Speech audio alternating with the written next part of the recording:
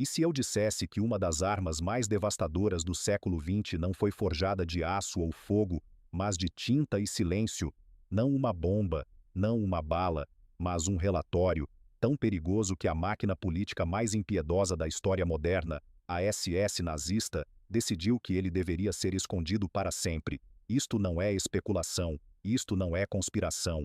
Esta é história documentada, e o que foi enterrado não era apenas papel. Era uma verdade sobre a natureza humana, sobre a lealdade, sobre o próprio alicerce do sacrifício masculino. Uma verdade tão corrosiva que ameaçava dissolver o mito sobre o qual o próprio Reich foi construído. Agora pare e pense sobre isso. Platão uma vez advertiu que a maioria dos homens vive em uma caverna de ilusões, acorrentados às sombras projetadas pelos que estão no poder. O relatório Spangler, como ficou conhecido, era exatamente esse tipo de luz proibida. Uma realidade sem filtro que, se revelada, despedaçaria as ilusões que ligavam milhões de homens. O que você está prestes a ouvir não é apenas mais uma história de guerra, é uma revelação, um espelho negro filosófico que reflete tanto a luta antiga quanto a moderna dos homens. Viver, sacrificar e questionar se as promessas feitas a eles eram sequer reais. Nossa história não começa nas trincheiras ou no campo de batalha, mas na mente fria e calculista de Heinrich Himmler. Ele não era apenas o Reichsführer SS, o arquiteto do extermínio e do terror. Ele também era um burocrata da obsessão. Sua visão de um Reich de 1000 anos dependia não apenas do poderio militar, mas da pureza moral e biológica de seu povo. Para os homens o caminho era brutalmente simples: lutar, resistir e, se necessário, morrer. Seu valor era medido em sacrifício, enquanto sangue você estava disposto a derramar pelo Estado. Mas as mulheres... o papel delas era diferente, envolto em sentimento e mito.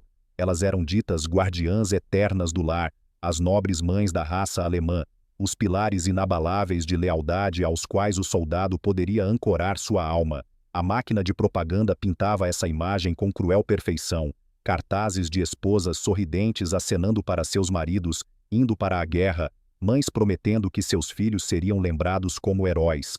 Uma mitologia de fidelidade feminina tão absoluta que deveria manter os homens lutando na lama e no sangue. Mas Himmler não era tolo. Ele era paranoico, meticuloso e indisposto a se confortar em ilusões.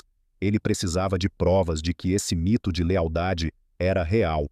E assim, no início dos anos 1940, ele encomendou um estudo sociológico secreto que exporia a verdade. E aqui reside a ironia filosófica. O que o Estado exigia das mulheres ecoava civilizações antigas. Na antiga Esparta, por exemplo, o papel das mulheres não era lutar, mas reproduzir guerreiros, sustentar o futuro do Estado com seus ventres e sua lealdade. O Terceiro Reich ecoava essa mesma expectativa, apenas envolta em fanatismo moderno. A diferença? As mulheres de Esparta frequentemente abraçavam esse papel com orgulho, mas as mulheres alemãs do Império de Himmler quebrariam a ilusão completamente. Nossa história não começa nas trincheiras ou no campo de batalha, mas na mente fria e calculista de Heinrich Himmler. Ele não era apenas o Reichsführer SS, o arquiteto do extermínio e do terror. Ele também era um burocrata da obsessão. Sua visão de um Reich de 1000 anos dependia não apenas do poderio militar, mas da pureza moral e biológica de seu povo. Para os homens o caminho era brutalmente simples: lutar, resistir e, se necessário, morrer. Seu valor era medido em sacrifício, enquanto sangue você estava disposto a derramar pelo Estado. Mas as mulheres... o papel delas era diferente, envolto em sentimento e mito. Elas eram ditas guardiãs eternas do lar, as nobres mães da raça alemã, os pilares inabaláveis de lealdade aos quais o soldado poderia ancorar sua alma. A máquina de propaganda pintava essa imagem com cruel perfeição. Cartazes de esposas sorridentes acenando para seus maridos, indo para a guerra, mães prometendo que seus filhos seriam lembrados como heróis. Uma mitologia de fidelidade feminina tão absoluta que deveria manter os homens lutando na lama e no sangue. Mas Himmler não era tolo. Ele era paranoico, meticuloso e indisposto a se confortar em ilusões. Ele precisava de provas de que esse mito de lealdade era real. E assim, no início dos anos 1940, ele encomendou um estudo sociológico secreto que exporia a verdade. E aqui reside a ironia filosófica. O que o Estado exigia das mulheres ecoava as civilizações antigas.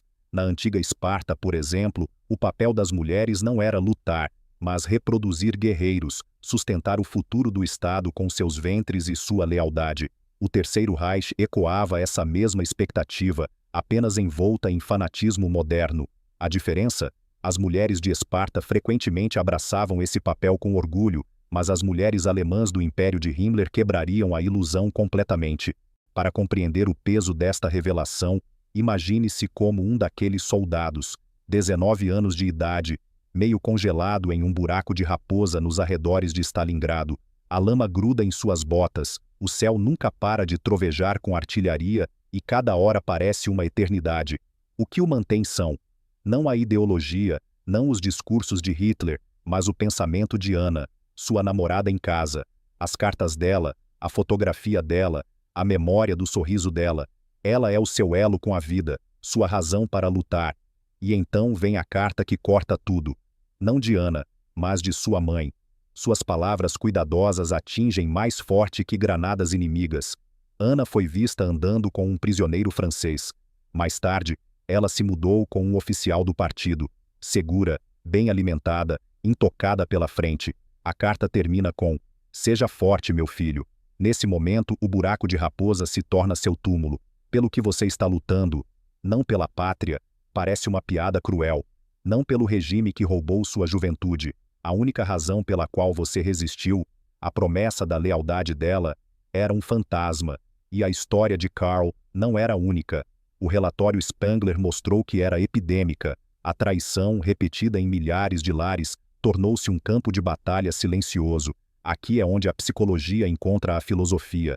Epicteto, o escravo estoico que se tornou filósofo, uma vez disse: "Não são as coisas em si que nos perturbam, mas nossos julgamentos sobre elas." No entanto, que julgamento pode um homem fazer quando o próprio alicerce de sua vida desmorona? Pode a razão superar a agonia da traição? Ou a traição em si se torna a vitória final do inimigo, quebrando a vontade do soldado sem um tiro disparado? Os analistas da SS viram o perigo claramente. A traição em casa era mais letal que balas soviéticas. Um homem que acredita já estar abandonado, luta não como um leão, mas como um fantasma. Um dos exemplos mais arrepiantes documentados foi o caso de Frau Schmidt, uma figura composta tirada dos arquivos de Spangler. Seu marido, um sargento no Afrika Korps, foi declarado desaparecido em combate. Em 3 meses ela já havia se tornado a amante do assistente de um oficial do partido local. Ela chegou a escrever para a Cruz Vermelha exigindo que parassem de procurar seu marido, alegando que era um desperdício de recursos. Quando confrontada por uma vizinha, sua resposta foi impiedosa: "Um cão vivo é melhor que um leão morto." Esta não era a imagem de propaganda da mulher alemã autossacrificada e fiel. Esta era a hipergamia crua em sua forma mais pura. As estatísticas de divórcio refletiam a mesma tendência. As taxas dispararam durante a guerra, iniciadas predominantemente por mulheres cujos maridos ainda estavam na frente. Homens que ainda não haviam caído em batalha já estavam sendo descartados como passivos, como se fossem fantasmas que não tiveram a decência de morrer. Isso pode parecer chocante, mas a história sussurra que não é novidade. Soldados romanos retornando de longas campanhas frequentemente encontravam suas esposas recasadas, suas propriedades tomadas, seus legados apagados.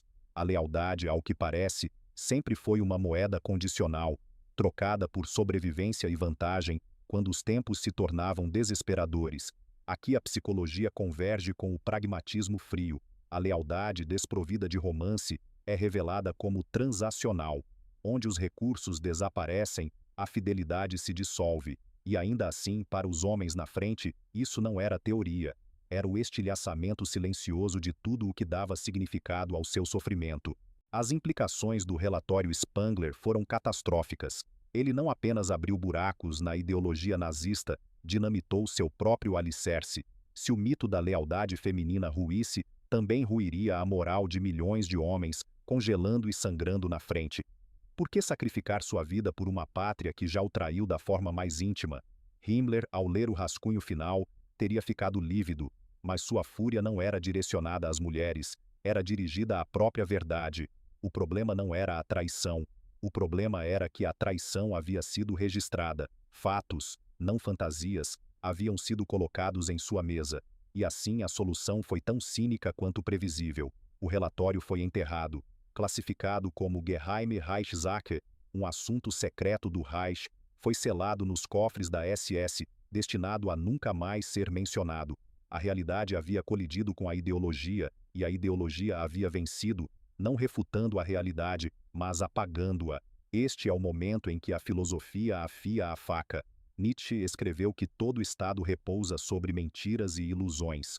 Ilusões necessárias para manter as massas obedientes. Mas quando essas ilusões são ameaçadas pela verdade, o Estado não se adapta. Ele redobra a aposta, exigindo silêncio. O relatório Spangler não era apenas um documento, era a prova de que o próprio Reich foi construído sobre uma fraude. Ele exigia sacrifício masculino total em troca da promessa de fidelidade e honra, promessas que se mostraram vazias. E a ironia máxima? Em vez de enfrentar esta verdade, o sistema escolheu sacrificar a própria verdade. Por que este relatório enterrado importa para você sentado aqui hoje? Porque não se tratava apenas da Alemanha nazista. Tratava-se de um contrato, tão antigo quanto a civilização, que vincula homens ao sacrifício. O Reich exigia as vidas dos homens com a promessa de que suas mulheres e filhos seriam cuidados, que a lealdade seria sua recompensa. O relatório Spangler provou que este contrato era uma mentira. Avancemos para o presente. O contrato realmente mudou? Você pode não ser pedido para invadir trincheiras, mas é pedido para dedicar sua juventude, sua saúde, seu próprio espírito ao trabalho, à dívida e às engrenagens moedoras da indústria moderna. Seja o provedor, o protetor, aquele que carrega os fardos que ninguém mais carregará. A recompensa prometida? Uma família, estabilidade, uma parceira leal ao seu lado. Mas assim como em 1943, essa promessa é condicional. Perca seu emprego, falhe em seu papel, revele sua vulnerabilidade e veja como a lealdade se desfaz rapidamente. Ontem foi a carta de término. Hoje são papéis de divórcio, mensagens de texto ou um silêncio frio que fala mais alto que palavras. Aqui o mundo moderno mostra sua verdadeira face. O sistema não valoriza o homem, valoriza sua utilidade. E uma vez que essa utilidade se vai, também se vai a ilusão de lealdade incondicional. Kafka uma vez descreveu o sistema como uma máquina sem rosto devorando o indivíduo. O que ele capturou na ficção, o relatório Spangler capturou em dados brutais. Homens são descartáveis, e os mitos vendidos a eles são ferramentas de controle. Compreender isso não é desespero, é o primeiro gosto de liberdade, pois quando você vê o contrato pelo que ele é, não está mais preso a ele. Mas a história não terminou com a derrota do Reich em 1945. O relatório Spangler foi trancado, mas a profecia que continha se desenrolou com precisão impiedosa. A guerra foi perdida, cidades reduzidas a escombros, mas a maior devastação não foram as ruínas de pedra, mas as ruínas da confiança. Imagine os soldados que retornavam, com olhos fundos, magros de campos de prisão, arrastando-se de volta às ruas onde um dia viveram. O que os esperava não era o abraço caloroso da lealdade, mas a cruel confirmação da traição. Esposas se foram, filhos chamando outro homem de pai, lares ocupados por estranhos. Não foi vitória ou mesmo uma derrota digna, foi apagamento. Essa catástrofe silenciosa tornou-se tão comum que ganhou um nome: a Síndrome do Tio Eric. Pais, deslocados pela guerra e substituídos por novos homens, eram apresentados aos seus próprios filhos como tios para evitar confusão. A própria identidade da masculinidade, provedor, protetor, patriarca, foi despojada deles por decreto da circunstância e conveniência. E na paisagem estilhaçada da Alemanha pós-guerra, novos símbolos de status surgiram. Os vitoriosos soldados aliados, com seus uniformes, seu chocolate, seus cigarros, suas rações infinitas, tornaram-se o novo ápice da hipergamia. Para os homens alemães derrotados observando das sombras, isso não era romance, mas a humilhação final. O mesmo padrão que Spangler havia documentado, a lealdade mudando para aqueles com recursos, estava agora se desenrolando em um grande palco geopolítico. Aqui vemos o eco do existencialismo. Camus escreveu que a mais profunda absurdidade da vida É a busca incessante por significado em um mundo que não oferece nenhum. Para esses homens que retornavam, a absurdidade era absoluta. Anos de sacrifício, mutilação e sobrevivência, apenas para voltar para casa e descobrir que o mundo pelo qual lutaram os havia apagado por completo. As consequências dessa traição foram mais profundas que qualquer ferida de campo de batalha. Os homens que retornaram não eram simplesmente soldados derrotados, eram espíritos quebrados. Eles carregavam consigo um trauma que não tinha nome, nem reconhecimento, nem vazão. Reclamar era ser chamado de amargurado, falar era ser rotulado de simpatizante nazista. Então eles engoliram isso, e ao engolir, tornaram-se fantasmas em suas próprias casas. Estes foram os pais silenciosos da Alemanha pós-guerra, estoicos, emocionalmente distantes, muitas vezes severos, mas vazios por dentro. Eles se entregaram à reconstrução da nação com suas mãos, mas deixaram nada de si para seus filhos. Seu mundo interior permaneceu congelado em Stalingrado, enterrado como o próprio relatório Spangler, e seus filhos herdaram o silêncio. Eles cresceram com pais que não podiam demonstrar carinho, que explodiam em raiva, mas nunca em afeição, que não podiam explicar porquê. Jung chamaria isso de sombra passada de uma geração para a próxima, vergonha não dita, desconfiança das mulheres e um vazio roedor onde a orientação deveria ter estado. Este é o legado mais sombrio do relatório. Ao enterrá-lo, a verdade nunca foi confrontada, a ferida nunca foi limpa. Em vez disso, apodreceu por gerações, forjando uma cadeia de descartabilidade masculina elo por elo, o Estado que exigiu tudo, as mulheres cuja lealdade se mostrou condicional, os filhos que foram criados sem mapas para sua própria masculinidade. Aqui o silêncio do passado tornou-se a herança do futuro, e uma herança envenenada por sinal.